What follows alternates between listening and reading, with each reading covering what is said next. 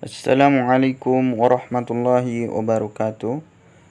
Alhamdulillah wassalatu wassalamu ala asrafil anbiya'i wal mursalin sayyidina wa maulana Muhammadin wa ala alihi wa ashabihi ajma'in, amma ba'du. Qabilni maratal ukhra ala ta'allamu al-lughatul arabiyyah fi qanati Ahlan Wangi. Wa qabla dhalik لا تنسى الاشتراك في أتعليقات مثل والمشاركة.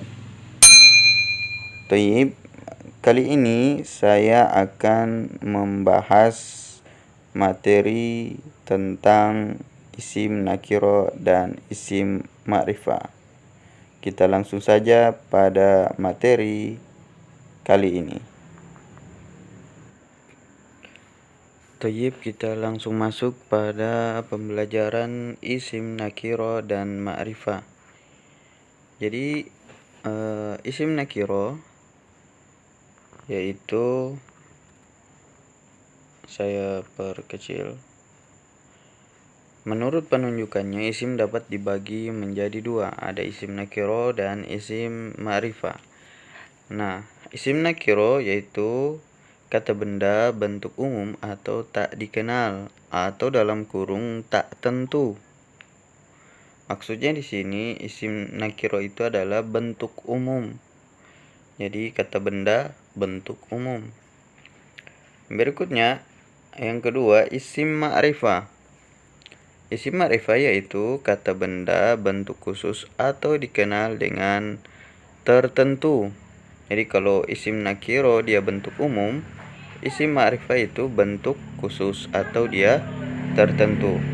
Nah, kedua isim nakiro dan ma'rifah ini, kedua isim ini, nakiro dan ma'rifah, itu pasti mempunyai tanda atau ciri-ciri. Nah, isim nakiro merupakan bentuk asal dari setiap isim. Biasanya ditandai dengan huruf berakhiran atau akhirnya yang bertanwin. Jadi tanda dari isim nakiro itu dia bertanwin. Jadi huruf yang di akhir itu, jadi setiap kata isim itu yang berakhiran tanwin itu disebut dengan isim nakiro. Sedangkan isim ma'rifah biasanya ditandai dengan atau ciri-cirinya itu huruf alif dan lam, dan dia terdapat di awal huruf atau awal kata. Jadi isim ma'rifah biasanya ditandai dengan huruf alif lam yang terdapat di awal kata. Jadi itu perbedaan antara isim nakiro dan isim ma'rifah. Kalau isim nakiro jelas tadi bertanwin yang terdapat di akhir kata.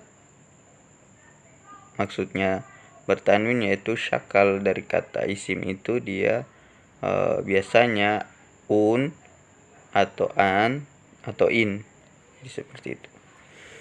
Sedangkan isim ma'rifah biasanya ditandai dengan huruf alif lam al.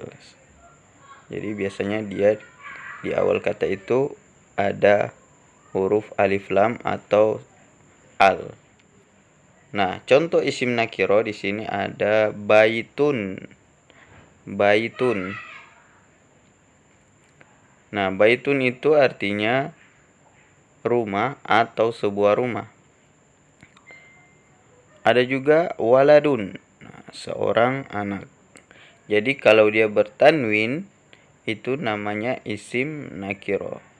Entah dia benda ataupun dia benda yang bernyawa atau yang mempunyai kehidupan. Contoh ini waladun. Yang berikutnya contoh isim ma'rifah. Nah, isim ma'rifah ini contoh ada al. Nah, jadi baitun menjadi al baitu, sama-sama isim tapi yang satu baitun itu isim nakiro, sedangkan pakai kata al itu namanya isim ma'rifah. Jadi kalau ada kata al baitu itu berarti namanya isim ma'rifah. Jadi artinya berubah. Kalau tadi sebuah rumah atau rumah, kalau pakai kata al menjadi rumah itu. Tinggal kita sesuaikan dengan keadaan kalimat atau situasi kalimat pada waktu itu. Jadi al di sini bisa bermakna itu, bisa bermakna nya, bisa bermakna yang, bisa bermakna adalah. Jadi seperti itu. Dia tergantung situasi kalimat yang ada. Sedangkan waladun menjadi al-waladu, menjadi artinya anak itu. Tetapi dia bukan isim ma'rifah itu tidak menjadi paten aturan baku atau menjadi isim isyarah seperti itu, tidak. Dia hanya melihat daripada bentuk suasana atau situasi pada sebuah kalimat. Baik, kita lanjut. Nah, di sini disuruh untuk membandingkan dan perhatikan perbedaan makna dan fungsi antara isim nakiro dan isim ma'rifah dalam dua buah kalimat di bawah ini. Nah, di sini ada contohnya. Yang pertama, zalika baitun, itu sebuah rumah. Yang berikutnya, al-baitu kabirun, rumah itu baru. Jadi yang pertama, zalika baitun itu sebuah rumah, itulah bentuk isim isyarah. Zalika itu kan isim isyarah, dia bersamaan dengan isim nakiro, maka dia menjadi itu sebuah rumah. Kalau di contoh berikutnya, al-baitu kabirun,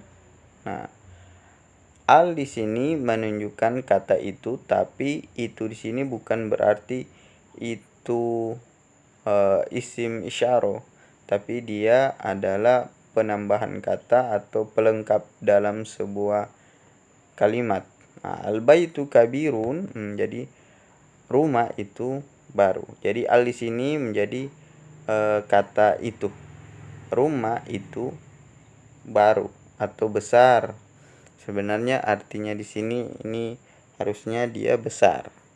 Kabirun artinya besar, bukan baru. Mungkin ada kesalahan dalam penulisan. Toyib. Di sini jaa waladun. Contoh yang berikutnya, jaa waladun, datang seorang anak. Datang seorang anak. Jadi nakiro di sini berupa penunjukan isim isyarah dan jumlah. Kalau yang pertama zalika baitun, itu sebuah rumah atau satu rumah. Sedangkan ja'a waladun, datang seorang anak, maksudnya satu orang anak. Yang kedua, contohnya yang berikutnya, al-waladu mu'addabun, anak itu sopan. Jadi al di sini menunjukkan situasi suasana pada satu kalimat, pada kalimat tersebut. Jadi anak itu, anak, al menjadi itu. Jadi anak itu mu'addabun, sopan. Jadi seperti itu. Jadi al di sini bukan menjadi isim isyarah, tapi dia hanya pelengkap dalam sebuah kalimat. Taib, insyaallah kalian bisa mengerti. Selain isim yang berawalan alif lam, yang juga termasuk isim ma'rifah adalah satu. Jadi maksudnya isim ma'rifah itu bukan hanya berawalan alif lam, tetapi isim ma'rifah juga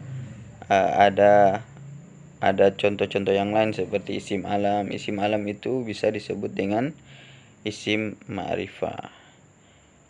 Jadi isim alam itu bukan berarti hanya alif lam, tapi ada juga isim yang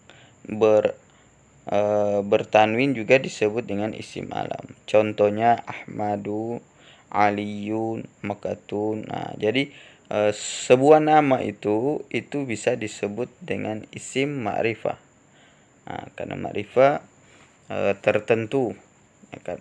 Nama juga kan tertentu.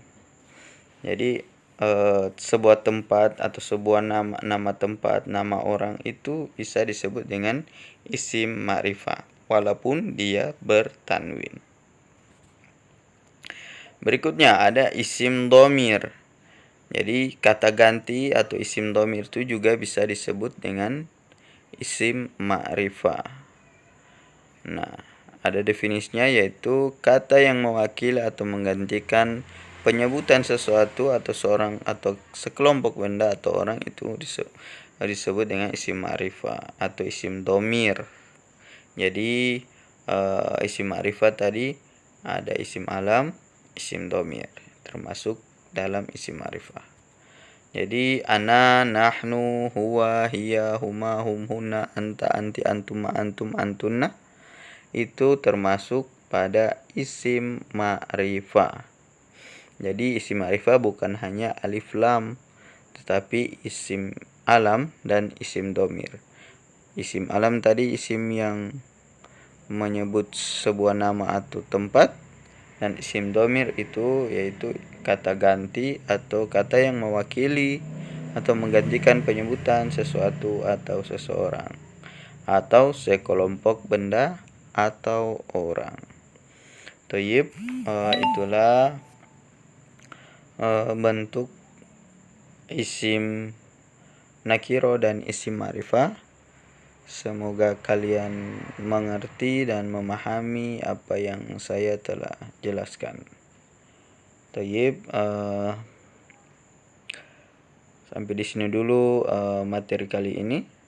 Semoga bermanfaat dan jangan lupa subscribe, komen, like, dan share video ini apabila dirasa bermanfaat. Semoga berhasil, sukses selalu. Selamat belajar. Assalamualaikum warahmatullahi wabarakatuh.